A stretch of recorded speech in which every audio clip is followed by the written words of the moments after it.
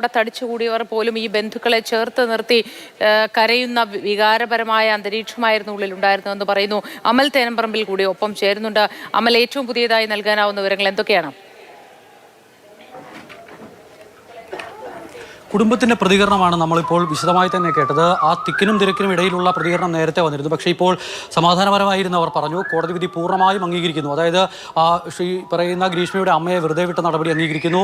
അതോടൊപ്പം അമ്മാവന് 3 വർഷം ശിക്ഷ നൽകിയ തീരുമാനത്തെയും അംഗീകരിക്കുന്നു. അങ്ങനെ അവർ ഈ വിധിയിൽ സംതൃപ്തരാണ്. ഷാരൂണിന്റെ മറ്റു ചില ബന്ധുക്കൾ കൂടിയുണ്ട്. ഈ വിധിയെ എങ്ങനെയാണ് കാണുന്നത്?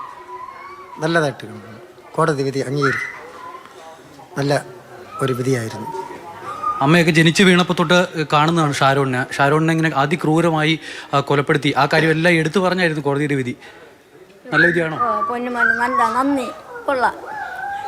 ഇല്ല മോന് കിട്ടിയത്, മോനെ കൊന്നവക്ക് അവക്ക് ചിട്ട കിട്ടിയല്ല മതി.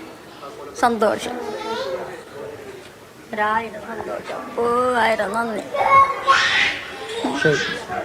ഇതാണ് ഷാരോണിൻ്റെ ഏറ്റവും അടുത്ത ബന്ധുക്കളാണ്.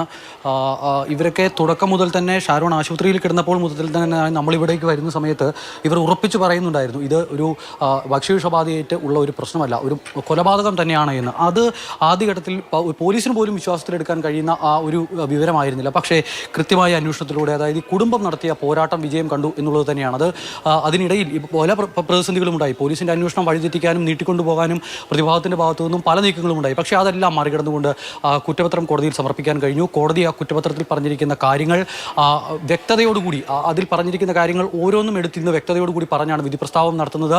അതായത് ശാസ്ത്രീയ തെളിവുകളെ ഒരു പ്രധാനപ്പെട്ട ഘടകമായി എടുക്കുന്നു. മെഡിക്കൽ എവിഡൻസ് അത് വളരെ പ്രധാനപ്പെട്ട ഒരു ഘടകമായി എടുക്കുന്നു. അതോടൊപ്പം തന്നെ ഈ ഫോണിൽ നിന്ന് ലഭിച്ച വിവരങ്ങൾ അതെല്ലാം പ്രധാനപ്പെട്ട ഘടകമായി എടുത്തുകൊണ്ട് പ്രോസിക്യൂഷൻ പറഞ്ഞ ആ വാദങ്ങൾ പൂർണ്ണമായി അംഗീകരിച്ച് ഒരു ചെകുത്താൻ്റെ സ്വഭാവമാണ് ഈ പ്രതിക്കുന്ന പ്രോസിക്യൂഷൻ്റെ വാദമുണ്ട്.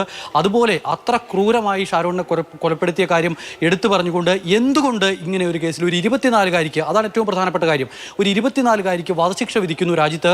അപ്പോൾ അതെന്തുകൊണ്ടാണ് അങ്ങനെ ഒരു വധശിക്ഷയിലേക്ക് കോടതി എത്തിയത് എന്നുള്ള കാര്യം പൊതുസമൂഹത്തിന് കൂടി ബോധ്യപ്പെടാൻ കോടതി കൃത്യമായി തന്നെ ചില കാര്യങ്ങൾ ചെയ്തു. ഗ്രീഷ്മയുടെ പ്രായം 24 അതിനാൽ വധശിക്ഷ വിധിക്കരുത്, ഒഴിവാക്കണം എന്നുള്ളതായിരുന്നു കഴിഞ്ഞ ദിവസം പ്രോസിക്യൂഷൻ പ്രതിഭാഗം പറഞ്ഞു വെച്ചിരുന്നത്. അതോടൊപ്പം തന്നെ അവർ പറഞ്ഞിരുന്ന മറ്റൊരു കാര്യം,